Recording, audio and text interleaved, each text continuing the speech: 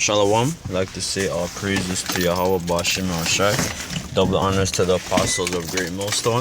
My name's Conawak from Great Millstone, Toronto. Do another lesson here in regards to the Ashanti people of the Gold Coast or West Africa. That they're descended from Israelites. I done me and other brothers, we done like many lessons in regards to certain tribes in West Africa who's descended directly, or they could, or if you really study throughout history, that their lineage goes back to the line of Israel.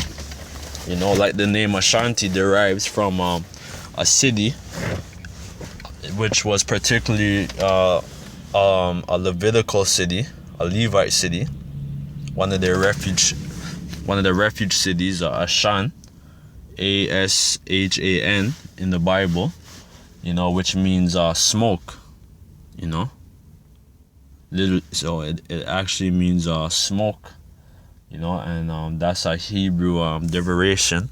It's derived from a Hebrew word, Ashan, or Ash, which means smoke. I also found it. I'm just gonna go off of the information I found off of Wikipedia. But if you do your own research, there's various sites, books, and stuff that give you a detailed account of some of their Hebraic customs that they kept and follow still. They have the blowing horn, which is the ram's horn. I believe that they some of them would use like elephant husk or so on, ivory and stuff for the ram's horn, or actual goats or rams, you know what I mean, and make ram's horn or blowing horns, which goes back to the Bible, because that was an instrument that we use to warn our people and sound the alarm in our cities, in our land, So I'm just gonna get Ashanti. Ashanti are an ethnic group native to the Ashanti region of modern-day Ghana.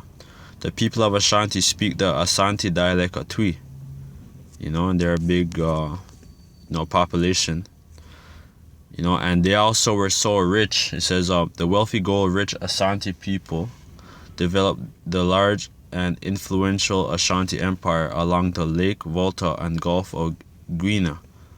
And, our people were so rich in gold throughout that region that they did commerce in gold dust. Our people traded with the gold dust, which is real money, man.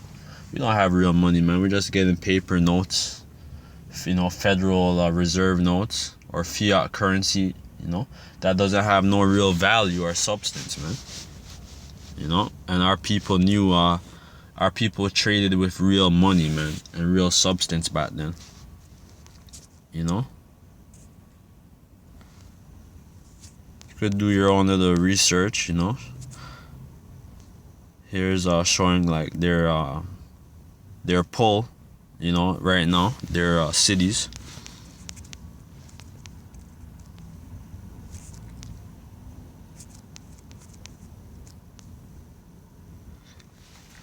Ashanti culture celebrates Adai and Adai Kisi, Adawazidi, and Ashanti Yam Festival, which if you studied about the Ashanti and this Ashanti Yam Festival, you realize that they were celebrating the Feast of the First Fruits. Make me show you. Like, here it is right here. I had to actually screenshot this because I screenshotted this a couple days in this same article here on Wikipedia, and it looks like they took out a lot of information. They re-edited a lot of things and took out the information, man. So anytime you stumble across good information, take a screenshot, man. Make sure you save it, because Esau is trying to hide this information, man. And you could see here they're blowing they have the ram's horn, man. You know what I mean? Celebrating, and this is a feast basically that's dedicated to the harvest. You know, it's the feast of the first fruits. You know, you see our people very vibrant and stuff, celebrating. You know, and our people knew who they were, man. You know, our people would wear mitris. You know, all our ancient apparel, man, garments, and so on and so on, man. But we lost our customs, man. Yeah, man. Let me get a scripture. Jeremiah 17:4. You know, Jeremiah 17:4. And thou, even thyself, shalt discontinue from thine heritage that I gave thee, and I will cause thee to serve thy enemies in the land which thou knowest not, for ye have kindled a fire in my anger. And that's what happened, you know, because our people were scattered throughout, Africa, throughout Europe. Like we already had our our brothers over here, of the northern kingdom in the Western Hemisphere, who was over here, and we were conquered and taken down as a people and stripped of our language, and our culture, from the so-called white man, from Esau, because Esau inherited his birthright and took us down, man. But now the table's gonna turn, because let's get this scripture. We're heading to a new age, or we're in a new age already, man. But now it's just for everything to come into fruition, man. Second Esdras 6 verse 7. Then answered I and said, what shall be the parting asunder of the times, or when shall be the end of the first and beginning of it that followeth? Who was the firstborn of Isaac? It was Esau. And us, Jacob, we were the younger brother. If you read Genesis 25, and he said unto me, from Abraham unto Isaac, when Jacob and Esau were born of him, Jacob's hand held first the heel of Esau, which that is symbolic of us gaining strength and taking them down from their foundation. For Esau is the end of the world, and Jacob is the beginning of it that followeth. The hand of man is betwixt the heel and the hand. Other questions Esdras asked are not. So that's the question what Esdras asked the angel, and the angel, he showed him prophecy, like future prophecy. But it says Ashanti are a matrinal society where line of descent is traced through female, which if they were doing that, they were totally going off, because that's not our custom. We trace our lineage through our fathers, man. So if Esau, whatever, if that's what they put or whatever, but even though some of our people were actually doing that dumb shit, but a woman doesn't carry the seed, man. Men, we as men, we carry the seed, man. Life on earth is determined through the Most High and man, mainly the Israelite man. So if you want to be technical, but life on earth is determined by men. It says Wisdom of Solomon 7:1. I myself also am a mortal man, like to all, and the offspring of him that was made of the earth, and in my mother's womb was fashioned to be flesh in the time of 10 months, being compacted in blood of the seed of man, and a pleasure that came with sleep. And the way how we traced our lineage was always through men. Always. All of our ancestors, that's how we traced our lineage, man. It says the father's role was to help the conception and provide the ukra of the soul of the child. That is, the child received its life force and character and personality traits from the father. Though not considered as important as the mother, the male interaction continues in the place of birth after marriage, whatever. Okay. Law and legal system. Because the Ashanti, for the most part, I believe a lot of the Ashanti are the Levites. Because they had a very high priesthood, the Ashanti, a very high priesthood, man. And their name is evident that they were the ancient priests, for the most part. Even though you might have some of the other tribes mingled among them, Judah and Benjamin, but for the most part, the Ashanti were Levitical priests, man. So in the cataloging of Ashanti familia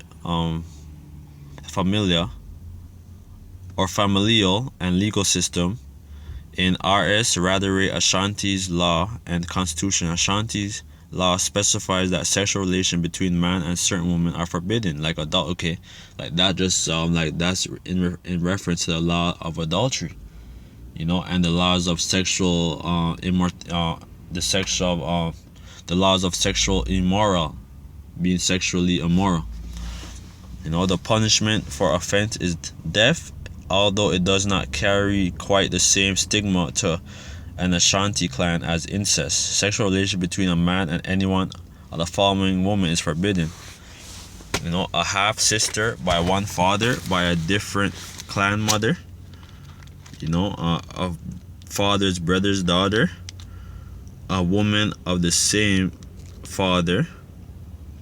A brother's wife, a son's wife, a wife's mother, an uncle's wife, which that goes back to the Levitical law, to the book of Leviticus, which I believe is I try to find it, but yeah, that goes back to that, man, because there's laws of us on sexual relations, man.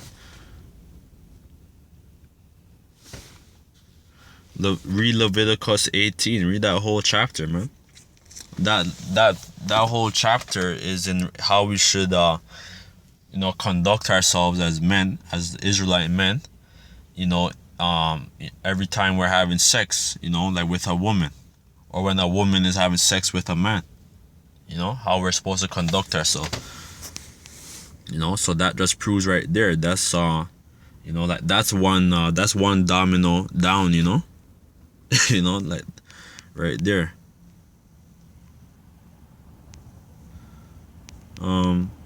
Here's I'm just gonna get some things I screenshotted, off of this same article that I know that I don't see today now, to which today is March 15th, Thursday, March 15th, 2018. They took that down, and I screenshotted this roughly about 3 or 4 days ago. It says, and intercourse with menstruating woman, rape of a married woman, and adultery with any wives of a chief or the king. Assault or insult of a chief or the court of the king was also carried capital punishment.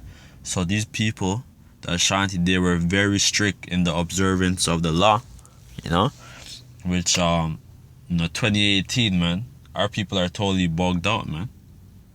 These guys are balling off their heads and all that shit, doing all kinds of folly, and they don't know. Some of them know, but we're not keeping, like we fell, man. Our people are not able to keep the law like how we did, and that's why we have to be saved out of this sinful flesh and delivered, man, so that we could go back to our traditional ways. And yeah, man. It says ordinary families. It said cursing the king, calling down powers to harm the king is considered an unspeakable act and carries the weight of death. One who invokes another to commit such an act must pay a heavy indemnity. Practitioners of sorcery, witchcraft receive death, but not by dissipation, for their blood must not be shed. They receive execution by strangling, burning, or drowning, which is biblical, man. Because what does the Bible say? I suffer not a wish to live.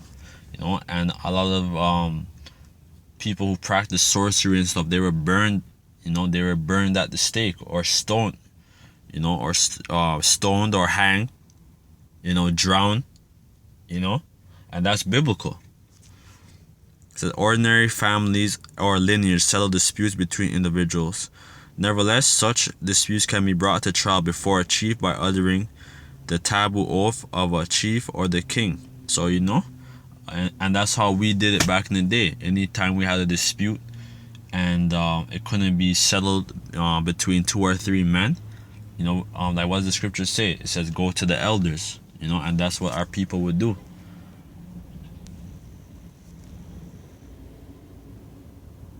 It says in a murder trial, intent must be established. If the homicide is accidental, the murderer pays compensation to lineage of the deceased, because the scripture talks about, the scripture has refuge cities for people who've committed, who may have killed somebody accidentally, where they're supposed to flee onto the Levitical refuge city, and they're supposed to live there, I believe, for the rest of their life, if I'm not mistaken. Like that's why it's good to observe, to always be sharp in the law, because there's so many different laws, over 600 and some odd, and and we're gonna go back to these ways, man. But it's just gonna be natural because we're not gonna be having to like recite this whole thing anymore. It's just gonna be programmed in us, man. Where we automatically do all these righteous things. Yeah, man. We get like one more scripture, man, because like how Esau took all of our history and stuff. He's trying to, even in Black Panther, they mentioned the Ashanti and stuff when Killmonger was he was up in the museum and stuff, and he was right, because he basically said, oh, like, you stole my ancestors, artifacts, and now you're basically making money off of it, man. So this is Lamentations 4:21. Rejoice and be glad, O daughter of Edom, that dwells in the land of Uz. The cup also shall pass through unto thee. What's the cup represent? The cup represents, slavery, bondage, hardships. All these things are gonna come unto you and your people, man, and you other nations. Thou shalt be drunken, and shalt make thyself naked. The punishment of thy iniquity is accomplished, O daughter of Zion. He will no more carry thee away into captivity. So we're no more. After this kingdom is destroyed, and the Lord, he delivers us out of here through his son. The Most High delivers us out of here through his son, Yahushai. We're gonna be saved, man, and we're gonna be joint rulers with Yahushai, and putting things back in this proper order, man, here on this earth. He will visit thy iniquity, O Dar Edom. He will discover thy sin, and that's what's going on right now, where you guys are getting exposed. So with that, I'd like to say all praises to Yahweh Ba'ashem Yahushai, double honors to the apostles of Great Millstone, amongst whom I learned this truth from, and death and destruction to your other nations, man. Shalom. Kwame Yasharallah.